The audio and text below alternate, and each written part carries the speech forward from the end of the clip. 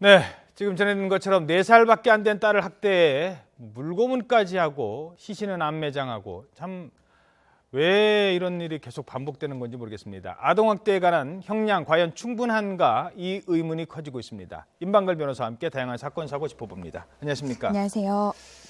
지금 이 사건의 진술에 의하면 네. 친모는 결국 딸을 물고문까지 시키고 나중에 사건 커지니까 자살하고 계부는 나는 모르는 일이고 이렇게 되는 거예요?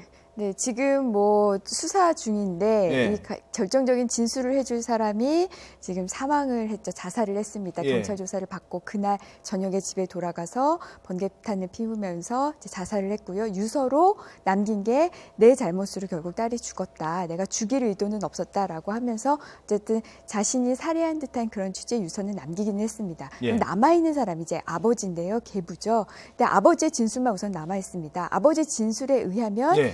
나는 잘 모르는 일이고 나는 회사에 가서 잘 모르는 일이고 그동안 그 친모가 딸이 소변을 잘 가리지 못하니까 이 딸의 그 버릇을 고치기 위해서 욕조에 물을 담근 다음에 아이의 머리를 한 서너 차례 욕조에 담갔더니 아이가 사망했다라는 취지의 이야기를 했고요. 그 다음에 그러면 왜 신고를 하지 않았느냐. 신고를 하려고 했는데 당시 아내가 만삭이었다. 아내가 말렸다. 그래서 신고를 못했다. 그리고 이후에 베란다에 그 아이의 시신을 한 3일 동안 유기종로 했다가 충북 진천에 있는 야산에 아내와 함께 묻었다라고 우선은 진술을 하고 있습니다. 예. 자, 4살짜리가 무슨 소변을 가립니까? 4살, 저기 한 10살 돼도 못 가리는, 그게 비정상인 것도 아니에요. 가끔 이렇게 뭐 오줌도 쌀 수 있는 거 아닙니까? 그런 걸 가지고 물고문한다? 과연 이게 정말 이 진술만 가지고 사건을 파악하다 보니 지금 이렇게 되는 것 아니겠습니까?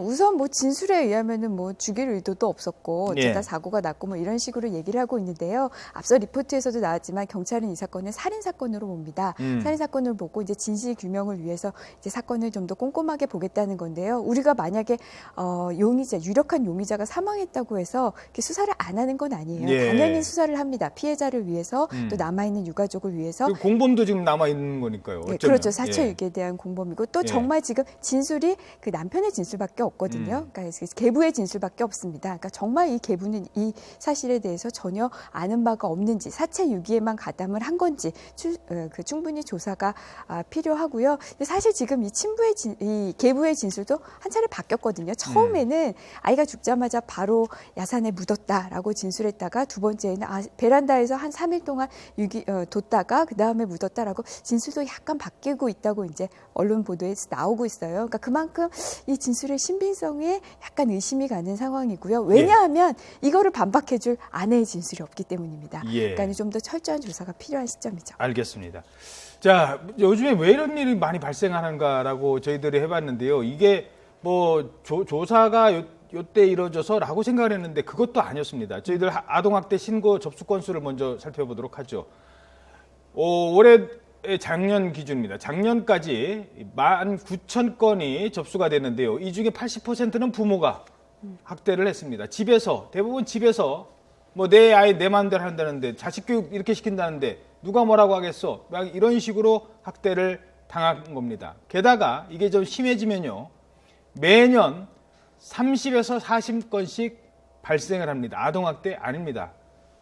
이른바 천륜을 저버리는 살해 사건입니다. 자식을 살해하는 사건이 매년 30에서 40건입니다. 열흘에 한 번 꼴이라는 얘기예요. 네. 우리 주변에 정말 부모 교육 제대로 앞서 8시 뉴스에서 잠깐 짚었습니다만 부모 교육부터 다시 받아야 될 이런 상황까지 온 것 같아요.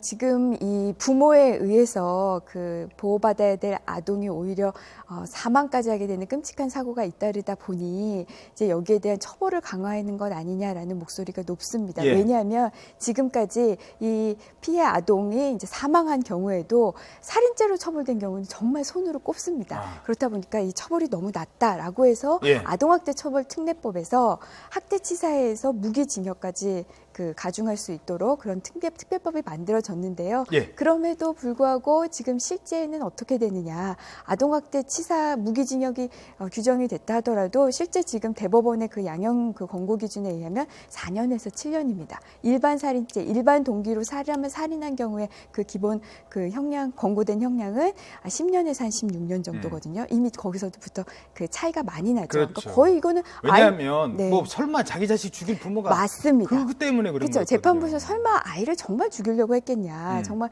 죽일 의도는 없었지만 어쩌다 보니 이렇게 됐고 또 아이를 잃은 이 부모의 심정도 있겠지라는 걸 좀 감안해서 그럴 텐데요. 예. 그래도 이제 여기에 대한 좀 그 국민의 어떤 그런 목소리가 양형 기준을 높이자는 목소리가 많기 때문에 이 부분은 이제 곧 좀 시정이 되지 않을까 예상을 해봅니다. 그렇죠. 알겠습니다. 자,